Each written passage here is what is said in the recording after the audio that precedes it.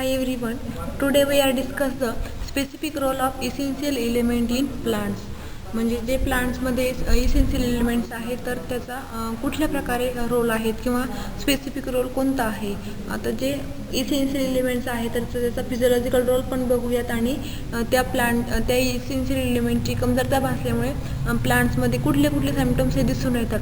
आता या लेक्चरमध्ये आपण बघितलेलं आहे की काही एलिमेंट्स असे आहेत की त्याची जर डिफिशियन्सी कमतरता भासली तर ते प्लांटची होणारी डेव्हलपमेंट आहे किंवा जे काही त्याचे फंक्शन आहेत तर त्याच्यामध्ये अडथळा निर्माण होतो, तर त्या एलिमेंटला इसेन्शियल एलिमेंट्स म्हणून ओळखले जाते. आता इसेन्शियल एलिमेंट्समध्ये पण काही एलिमेंट्स हे ज्या कमी प्रमाणात महत्त्वाचे आहेत तर काही एलिमेंट्स हे जास्त प्रमाणात महत्त्वाचे आहेत. फंक्शन ऑफ कार्बन, हायड्रोजन आणि ऑक्सिजन हे जे काही तीन एलिमेंट्स आहेत, कार्बन, हायड्रोजन आणि ऑक्सिजन, या तीनही एलिमेंट्सला फ्रेमवर्क एलिमेंट्स म्हणून म्हटले जाते. It is also called as the framework elements. Carbon is absorb by the plants in the form of carbon dioxide from the air. जो काही कार्बन इसेन्शियल एलिमेंट्स आहे तर तो प्लांट्स म्हणजे काही कार्बन आहे तर तो प्लांट्समध्ये ॲब्सॉर्ब करतात आणि तो कार्बन हा हवेमध्ये कार्बन डायऑक्साईड याच्या म्हणजे जो काही कार्बन आहे तर तो कार्बन डायऑक्साईड या फॉर्ममध्ये सोडला जातो. It is absolutely essential for the synthesis of carbohydrate and fats. Carbon हा कार्बोहायड्रेट आणि फॅट तयार करण्यासाठी अत्यंत महत्त्वाचा आहे. It is essential for the synthesis of carbohydrates and fat. Next, hydrogen and oxygen are present in water which is absorb by the plant from the air. जे काही hydrogen आणि ऑक्सिजन आहे तर तो वॉटरमध्ये प्रेझेंट आहे आणि जे काही दोन एलिमेंट्स आहे तर ते प्लांट्समध्ये एअरमधून ॲब्सॉर्ब केले जाते. Water is responsible for the various activities of the plants. प्लांट्समध्ये जे काही वेगवेगळ्या प्रकारच्या ॲक्टिव्हिटीज आहेत तर त्यासाठी वॉटर हे अत्यंत महत्त्वाचं आहे. आता पूर्ण होल प्लांटमध्ये जर बघितलं वेटेज तर जे काही कार्बनचं कंटेन आहे किंवा प्रमाण आहे तर ते आहे 45%. त्यानंतर ऑक्सिजनचं 43% आणि हायड्रोजनचं 6%. म्हणजे जर विचार जर केला तर जास्त प्रमाण हे कार्बनचं आहे. म्हणजे पूर्ण होल प्लांटमध्ये कार्बनचं प्रमाण 45% आहे. सेकंड इसेन्शियल एलिमेंट्स आहे nitrogen. Nitrogen the essential micronutrient. हा नायट्रोजन आहे तर तो मायक्रोन्यूट्रियंट आहे. म्हणजे नायट्रोजन हा मॅक्रोन्यूट्रियंट आहे. नायट्रोजन हा प्लांटच्या ग्रोथसाठी आणि डेव्हलपमेंटसाठी लार्ज क्वांटिटीमध्ये आवश्यक आहे, म्हणून नायट्रोजनला मॅक्रो एलिमेंट म्हटले जाते. त्याचा physiological role. It is important constituents of protein, nucleic acid, some vitamins and coenzymes. म्हणजे याचा रोल कशामध्ये आहे कॉन्स्टिट्यूशनमध्ये तर प्रोटीन्समध्ये न्यूक्लिक ॲसिड म्हणजे DNA, RNA, त्याचप्रमाणे वेगवेगळ्या प्रकारचे विटॅमिन्स म्हणजे विटॅमिन A असेल, B असेल, C असेल आणि कोएन्झाईम्स याच्यामध्ये नायट्रोजनचा अत्यंत महत्त्वाचा रोल आहे. त्यानंतर सेकंड वन फंक्शन आहे it is important role in photosynthesis, protein synthesis, respiration, growth and almost all the metabolic reaction. जे काय नायट्रोजन आहे तर तो फोटोसिंथेसिसमध्ये पण महत्त्वाचा आहे. त्याचप्रमाणे प्रोटीन सिंथेसिस, त्यानंतर रेस्पिरेशन, ग्रोथ आणि वेगवेगळ्या मेटाबॉलिक रिॲक्शन. म्हणजे हा जो फिजिओलॉजिकल रोल आहे तर तो म्हणजे त्याची जर डेफिशियन्सी जर असेल नायट्रोजनची तर ह्या ज्या प्रोसेस आहे तर त्या प्रोसेसमध्ये इनिबिशन होते किंवा अडथळा निर्माण झालेला दिसतो.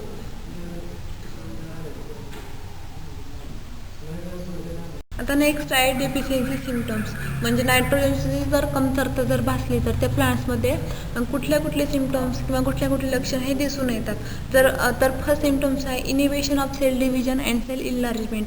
म्हणजे नायट्रोजनची जर कमतरता जर भासली तर त्या प्लांट्समध्ये सेल डिव्हिजन आणि सेल इनलार्जमेंट होण्याचे जे काही प्रोसेस आहे तर त्या हळूहळू डिक्रीज होतात, म्हणजे त्या कमी प्रमाणात होतात. म्हणजे तिथे एक प्रकारचा अडथळा निर्माण होतो. Next, nitrogen deficiency yellowing that is chlorosis of leaves. म्हणजे त्या प्लांटचे जे काही लीव्ज आहेत तर ते हळूहळू ग्रीन असलेले जे काही लीव्ज आहेत तर ते येलो बनतात. तर म्हणजे थोडक्यात काय की chlorosis of leaves.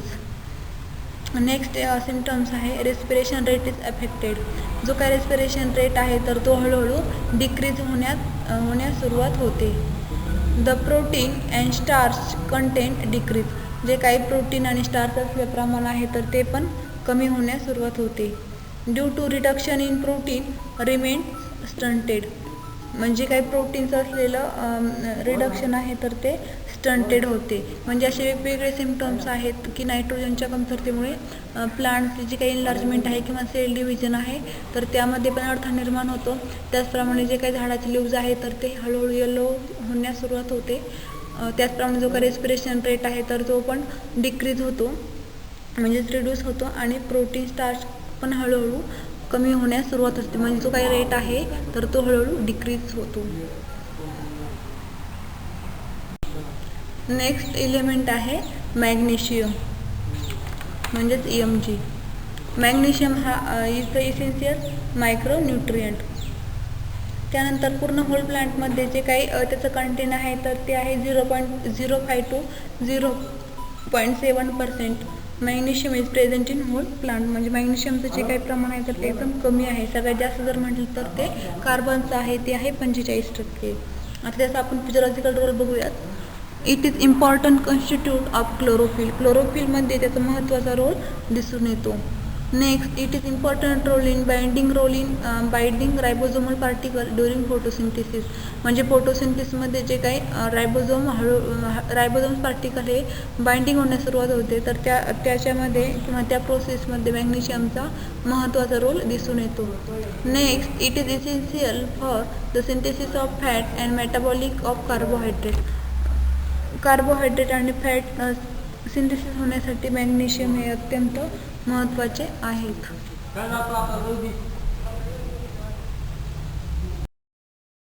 Deficiency symptoms म्हणजे मॅग्नेशियमच्या कमतरतेमुळे प्लांट्समध्ये कुठले सिम्पटम्स दिसून येतात. फर्स्ट आहे magnesium deficiency causes chlorosis of leaves. म्हणजे मॅग्नेशियमची जर कमतरता जर भासली तर त्या प्लांटचे जे काही लीव्ज आहे तर ते हळूहळू येल्लो बनतात, म्हणजेच chlorosis of leaves. Development of anthocyanin pigment takes place. जे काही अँथोसायनिन हा पिगमेंट आहे तर त्याची हळूहळू डेव्हलपमेंट होण्यास सुरुवात होते.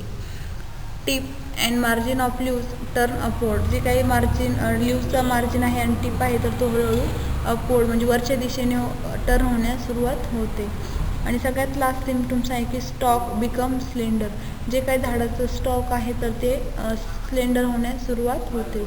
म्हणजे असे वेगवेगळे इलेमेंट्स आहेत की ते इलेमेंट्सची डिफिशियन्सी भासल्यामुळे प्लांट्समध्ये वेगवेगळ्या प्रकारचे सिम्पटम्स हे दिसून येतात.